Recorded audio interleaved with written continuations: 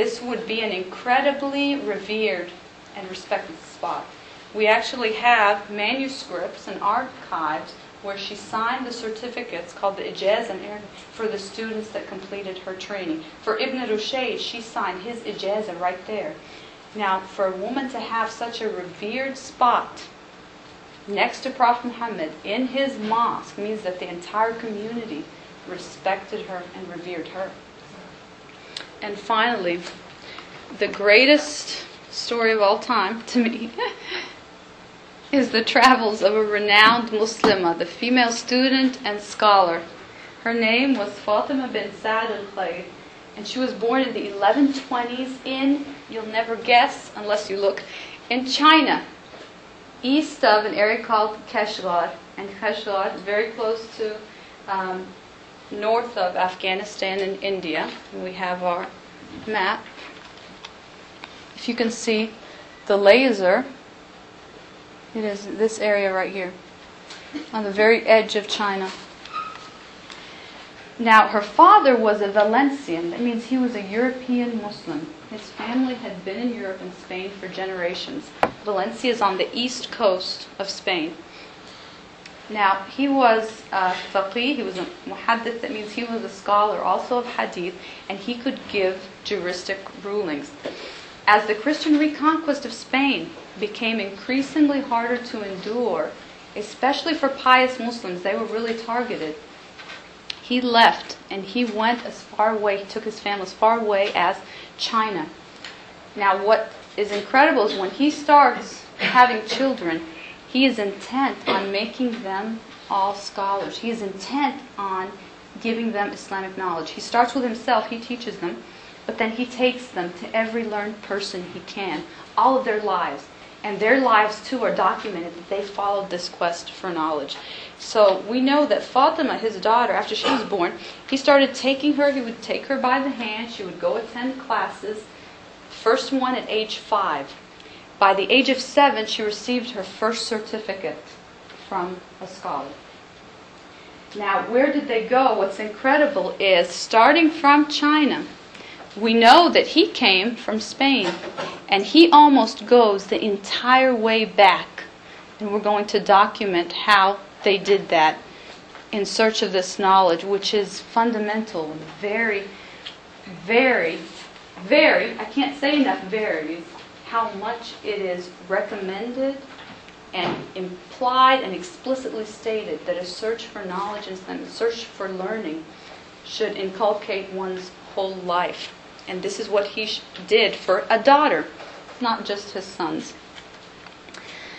And showing that education and learning is totally and completely the right of a woman and a man in Islam.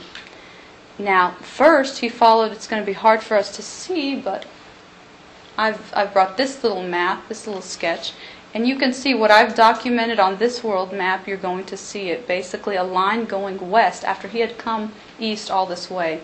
Starting from Kashgar, they followed this route and they hit every one of the major learning centers, and there were many in the Muslim world by that time.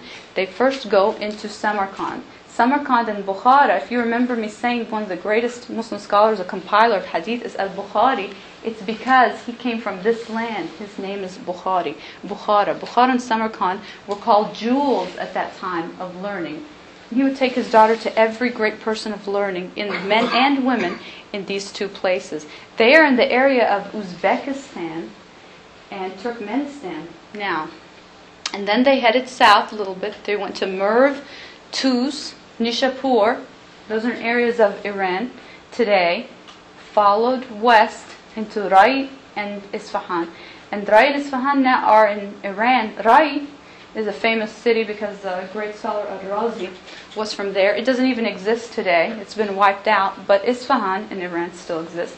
And then they go west. In Baghdad, they spend, it's recorded, the longest amount of time. They settle there and really dig in their heels. And it's because Baghdad, in the 1100s, but even for hundreds of years before them, was the center of the Islamic world. It was the capital of learning. And it was an ornament, a jewel of the world. Now, there, it was very hard to get all the knowledge that she needed, so she stayed a long time. And Fatima bint Sa'd al-Kulayd, when she left, she would be transformed. Because when she left Baghdad, she wasn't a student anymore. She was a scholar. And other people flocked to her in Damascus. We see a transformation. She has become a teacher. And men and women flock to see her as she goes to Damascus. That's in Syria. Now, looking at Baghdad at this time, it's incredible. She witnesses the greatest city, the greatest capital probably of knowledge in the world that time, 100 years before it is wiped off from the face of the earth. Because in 1258, the Mongols sack it, as they do all of Central Persia, and they leave nothing behind. It is said that it had millions of books, and they threw it into the river. They said the river's water changed color from the amount of ink that was dumped into it. Tens of thousands of peoples were brought out and massacred, and another batch would be brought in. Women were raped. They said women's screams could be heard, the people who documented it and fled. Of course, scholars and all people tried to flee out of the Mongols' way. When the Mongols left Baghdad, they razed it to the ground. They burned it. So nothing. The loss of just that one city is probably irreplaceable. Historians, scholars, whether Muslim or not, say that it is inconceivable what kind of loss, and irreplaceable the kind of damage that was done to learning and to the world as a whole. So Fatima bint Sa'd al-Kulayd is able to take that at one of the last stages of history that it can be taken. She moves west. She goes to Damascus and teaches. In Damascus, one of her father's most impressive students wants to marry her. She gets married. This doesn't change anything. Her husband, just like her father, wants her to teach.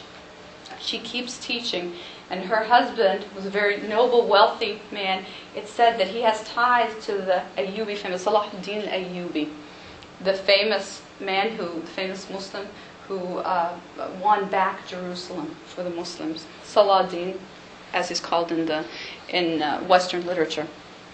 Now, after Damascus, they continue their move into Cairo. A part of their intention is for them also to grasp as much learning, to capture as much learning from the Muslim world as possible. There are different centers, different people, different scholars in each area they go into, and for them also to disseminate it to different individuals. And again, many people flock there to study with her. She dies there. So she ends up staying there till she is 78. She dies around 1203.